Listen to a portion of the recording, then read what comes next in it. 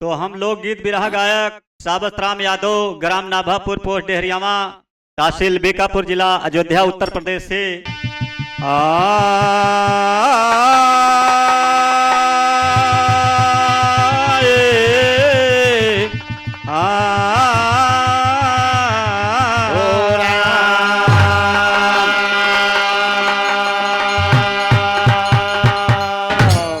बंदो गुरु के चरण कमाल, बंदो गौरी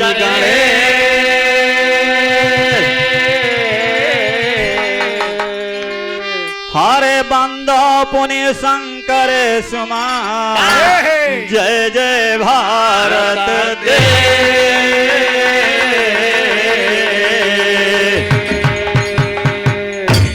कहना है माता जी से जय जय जग जननी जग तारण, आवहु आज भक्त के कारण, कष्ट निवारण हमारी नैया के पतवार।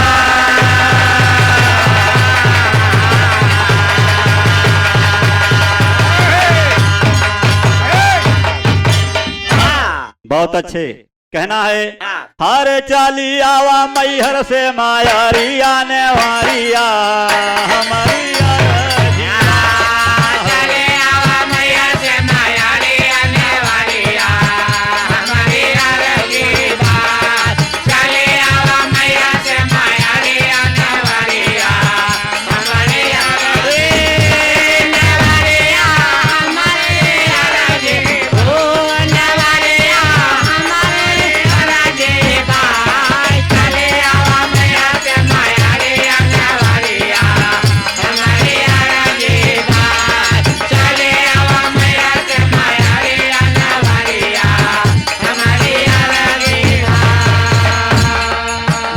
कुछ ज्ञान ध्यान सुना मोर बाया नवाला है, कुछ ज्ञान बाय सुना मोर बाया नवाला है, कुछ ज्ञान ध्यान सुना मोर बाया नवाला। सभा बेचे आवाज अभी लाई के भी मानवा, सभा बेचे आवाज अभी लाई के भी मानवा, लाई के भी आवाज लाई के भी मानवा। अरे हथावा मा सोहला कटारिया नेवारिया हमारी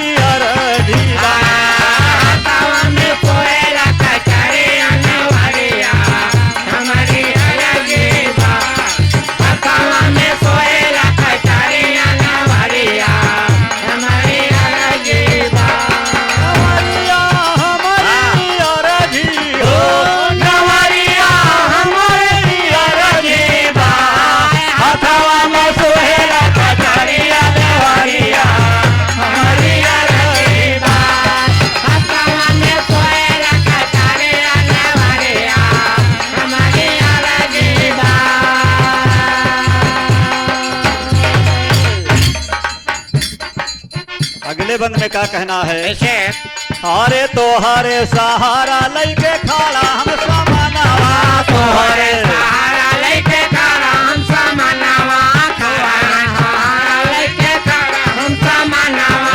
ना लगावा दियर जल्दी साजा भी मानावा, ना लगावा दियर जल्दी साजा भी मानावा, साजा भी मनवा मैं साजा भी मानावा। कैके आवा हारे कैके आवा सिंघा पे सवारी आने वाली हमारी यार कैके आवा सिंघा पे सवारी आने वाली हमारी यार जी बात, कैके आवा सिंघा पे सवारी आने वाली हमारी यार जी हमारी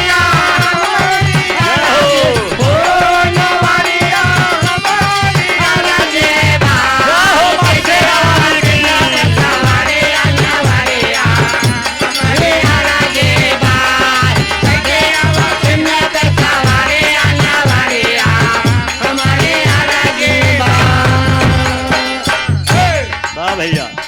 अगले बंद में माँ सरस्वती जी से अपनी तरफ से कहना है, क्या कहना है हारे काये के सवारी आवा रखा मुअर मनावा, काये के सवारी आवा रखा मुअर मनावा, रखा के सवारी आवा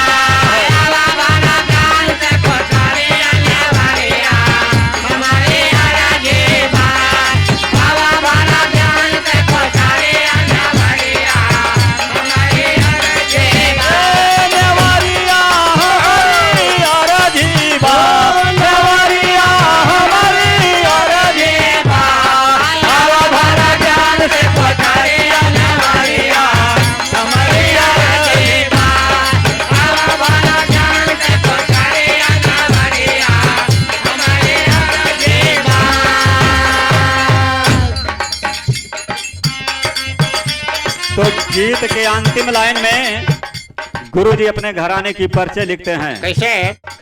कैसे लिखते हैं? हाँ।